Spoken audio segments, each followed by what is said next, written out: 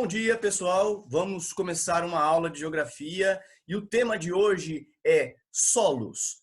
A formação e chegando até a classificação dos principais tipos de solos, certo?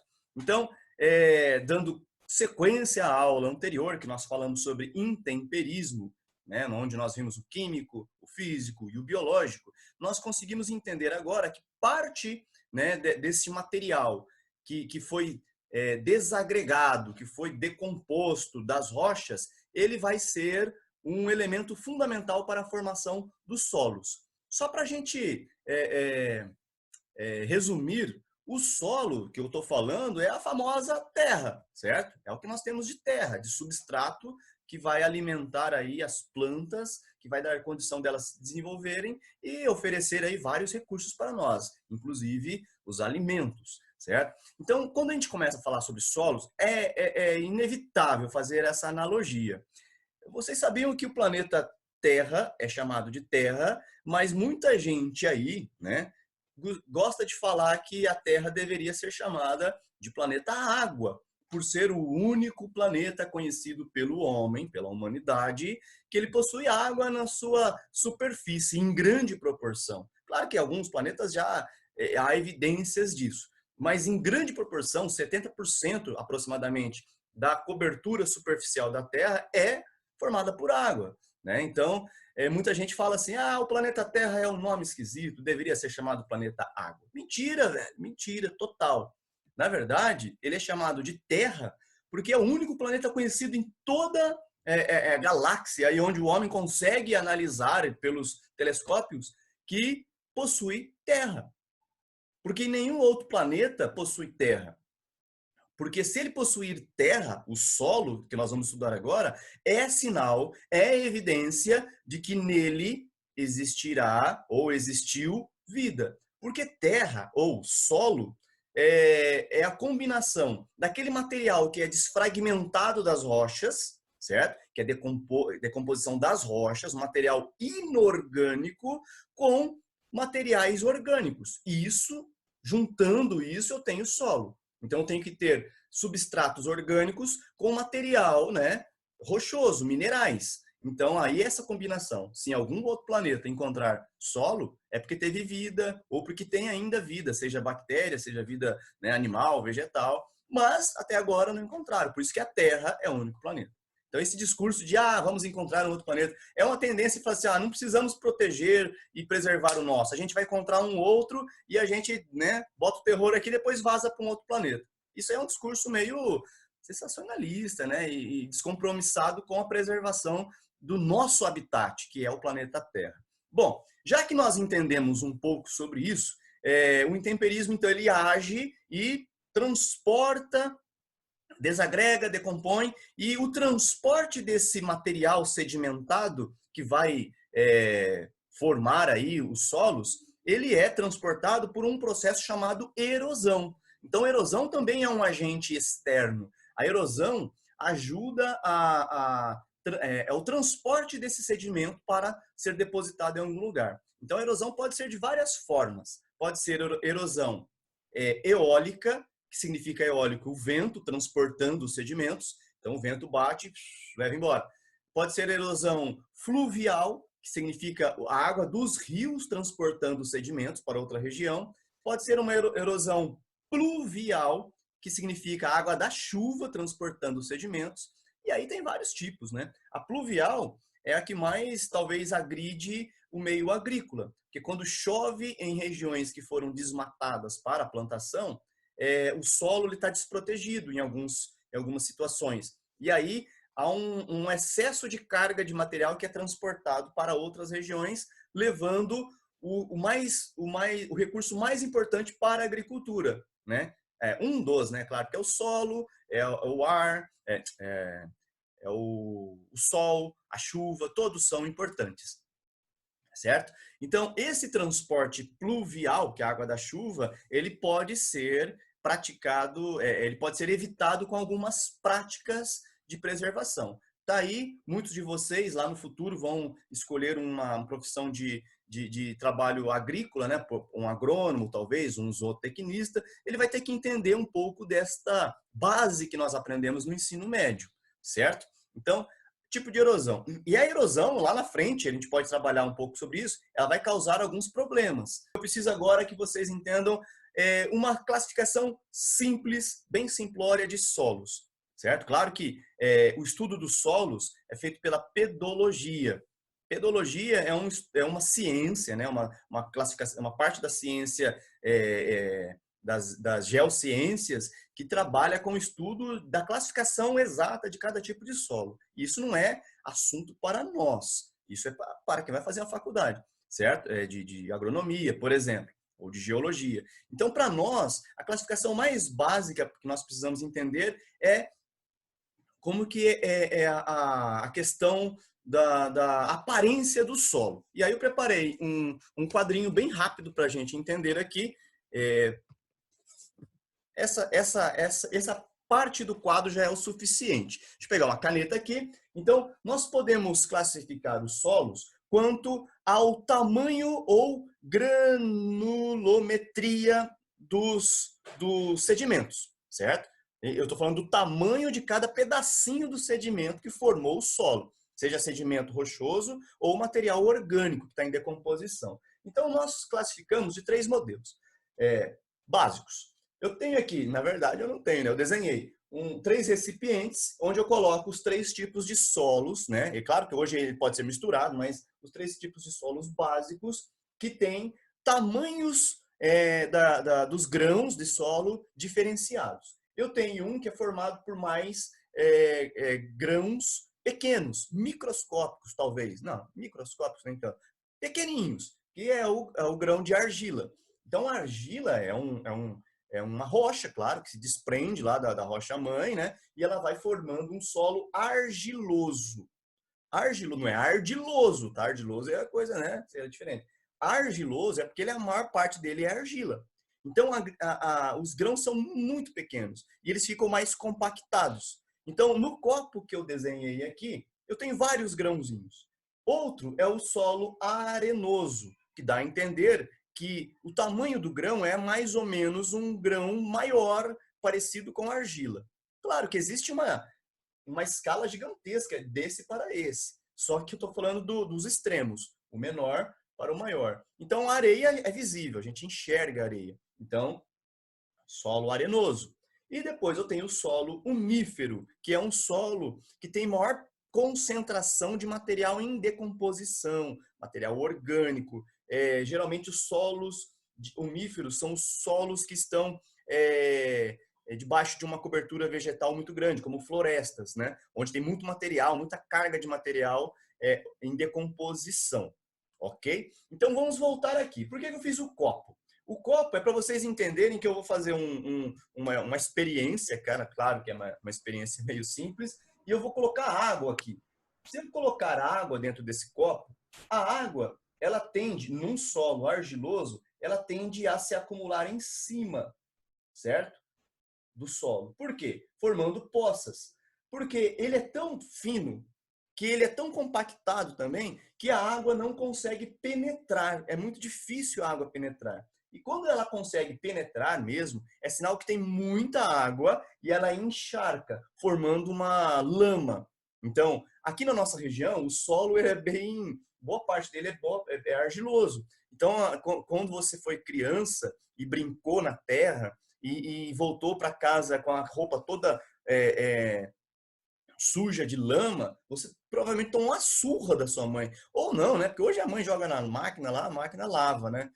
Na minha época, que não tinha máquina de lavar roupa, a gente apanhava mesmo porque o negócio era na mão, certo? Então, quando o solo é argiloso, há uma concentração de lama, porque a água, ela não deixa o solo não deixa a água penetrar nela, então ela vai formando uma camada, ela vai ficando grudada com a água. Então, é mais difícil de penetrar a água aqui dentro. Já o solo arenoso, se eu depositar água aqui, provavelmente, pelo tamanho dos fragmentos, ele é tão grande que vai ter várias entradas para a água percorrer e se acumular aqui no fundo. Então, em alguns casos, o solo arenoso ele é permeável demais. A água cai e infiltra e vai se formar logo no lençol freático, certo? Então, aqui tem uma dificuldade maior de abastecer um lençol freático, devido à profundidade que ela tem que penetrar. Aqui tem uma facilidade, ela vai direto para o lençol. Por isso que em deserto, a gente pensa que não tem água, mas lá embaixo, lá perto da rocha-mãe, existe água sim. E o solo umífero, quando ele recebe, já que ele é um material mais em decomposição, a água ela preenche todo o espaço. Então ele fica todo úmido, um solo de floresta, por exemplo. Já perceberam que essas plantas que vocês compram, né? Agora está chegando o Dia das Mães, né? Compra uma orquídea. Vou dar uma dica para vocês. Tem um mercado atacadista que uma logomarca mais azul, com o nome de uma cidade próxima a nós aqui, eu não posso fazer merchandising. Lá vende orquídeas a preço de custo. Preços que você encontra em floriculturas a R$ 40, lá custa R$ 15 uma orquídea. Então, compra lá para sua mãe, presenteia para sua avó, para sua tia, para quem você, né, considera como mãe, e você vai perceber que o solo daquilo lá é um solo bem mais umífero, porque ele tem bastante carga de material orgânico em decomposição. Deixa eu admitir a Gabriela. Entenderam isso, pessoal? Isso é uma classificação básica. Nós temos um outro tipo de classificação, que nós podemos entender aqui, ó.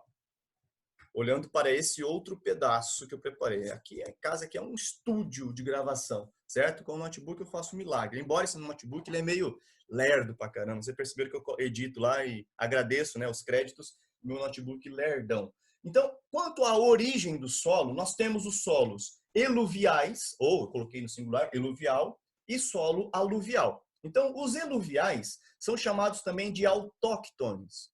Autóctones, certo? E o aluvial pode ser chamado de alóctone. Ô, louco, professor. Que nome esquisito, velho. Vai trabalhar com essas coisas assim, esses nomes, né? Apelido de mau gosto. Não. Eluvial ou autóctone significa o solo que foi formado. Ele nasceu em cima da rocha. Então ele é eluvial, ele é autóctone. Quando eu falo o termo autóctone, na biologia, em algumas outras ciências, nós usamos a palavra autóctone para identificar a pessoa que é daquela região, ou a doença que é daquela região. Então, o solo que é da mesma região que foi formado é o autóctone. Na literatura ou no livro de vocês está escrito eluvial. Já o aluvial ou alóctone é aquele solo que se formou, mas ele foi transportado para uma outra região. Ele foi carregado pela erosão. Então ele é o aluvial. No Brasil, só para ter uma noção, o ouro hoje é extraído no Brasil no fundo dos rios. Por que no fundo do rio vai ter ouro, professor? Sim. As montanhas que antes eram formadas e foram se desgastando, boa parte da erosão, né, a chuva ou outro, o vento, carregou os sedimentos, pequenas partículas de pedras, né, inclusive o ouro, e elas foram sendo depositadas nos fundos dos rios. E aí, hoje nós exploramos o ouro no fundo do rio, muito mais assim do que em regiões de minas, de cavar buraco, tá? Hoje a gente não usa muito isso no Brasil. Claro que existe minas assim, mas tem muita gente que extrai. Por quê? Porque o ouro é chamado de ouro de aluvião. Então a palavra aluvial significa quando você forma em outra região. Tem uma outra analogia para vocês. Eu vou voltar aqui porque eu estou meio torto aqui na cadeira e aí a cadeira pode quebrar a qualquer momento. Uma analogia para você entender isso você nasceu em Londrina e vive em Londrina, você é autóctone, né? Você é daqui, você é local, você é nativo. Você que nasceu em outra cidade e veio morar em Londrina, você é alóctone. Você é aluvial, você veio de outra região. Entenderam isso? Usem essa analogia para poder lembrar isso num dia de uma prova, num teste, né, de um concurso, no dia do casamento, sei lá, alguma coisa assim. Bom, o que eu quero que vocês entendam é que o que é formado em cima da região, ele provavelmente a região é mais plana e as condições do intemperismo foram suficientemente fortes ou importantes para que esse solo fosse acumulando em cima da rocha. O aluvial ou autóctone é quando o relevo é mais inclinado. E aí a gravidade não permite que a formação do solo fique aqui. Então, de tempos em tempos, ela vai escorrendo e sendo transportada. Então, geralmente, solo que vem de montanhas, que vem de regiões muito altas, elas são mais alóctones. Os de regiões mais planas são solos, né, autóctones. Entenderam isso, pessoal? Então, fica a dica aí para lembrar dessa analogia. Deixa eu compartilhar uma tela aqui para a gente começar a finalização dessa aula. A imagem é a imagem do intemperismo biológico, ou seja, vários animais, vários seres, né, orgânicos decompondo a rocha e formando aí o solo. Nós temos aí, agora, a ideia de que o solo é a junção de materiais inorgânicos com orgânicos. Os inorgânicos provenientes das rochas e os orgânicos provenientes de material que teve vida, né, que está em decomposição. Aí eu tenho os solos. Sem o orgânico, é areia. Aí não vai ter como plantar nada ali. Então, a formação do solo, ela começa aqui, ó, desta imagem aqui, da rocha nua, certo? A rocha pelada, no caso, né? E ela vai se decompondo com a ação do intemperismo e começa a aparecer os primeiros materiais aqui vegetais, né? Os primeiros materiais orgânicos. E percebam que essa região aqui, ó, é a região que começou a formar a primeira camada. E conforme vai passando os anos, né? As centenas e, sei lá, o tempo necessário, os solos vão aumentando a sua espessura, dando condições para surgir vegetação muito maior. Porque quanto maior a profundidade do solo, maior a capacidade de fixação de árvores grandes. Eu tenho a rocha-mãe nesta região, por enquanto eu não tenho solo, os agentes externos, as forças exógenas, começando a formar na primeira camada, né? Onde tem os primeiros cascalhos, eles vão se fragmentando em pedaços menor, começa a surgir material orgânico, uma folha, um galho que cair por aqui pode ser o start para a formação do solo. Primeiro horizonte que aparece, o horizonte A. Nós chamamos o horizonte que pode ser arável, que pode ser removido para a plantação. A fixação de raízes. Depois disso, com o tempo, vão surgindo outros horizontes. Esse aqui é um perfil de solo. Percebam as raízes tentando chegar até o último horizonte. Ó.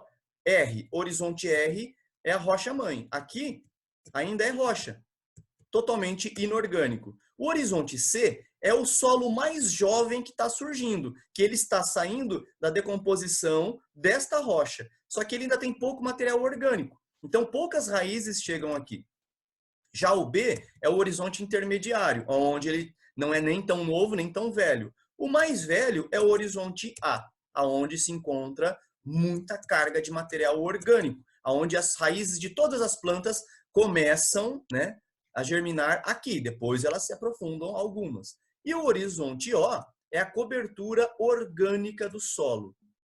Nós não falamos que é um horizonte, que é uma camada, é apenas a cobertura orgânica. Ela pode ser mais espessa, em caso de florestas, ou ela pode ser bem mais rasa, em caso de regiões de campos, onde não tem tanta vegetação. Então, pessoal, eu fico por aqui, agradeço a presença de vocês e segunda-feira que vem nós temos mais um encontro na última aula, provavelmente lá por 11h50 já a sala vai estar aberta para a gente poder trabalhar. Antes disso, no tempo de logística, pegue o material que eu vou indicar para vocês, vai dando uma lida para a gente participar da nossa aula e bora lá, porque em tempos de isolamento a educação não pode parar. Até mais, tchau, tchau.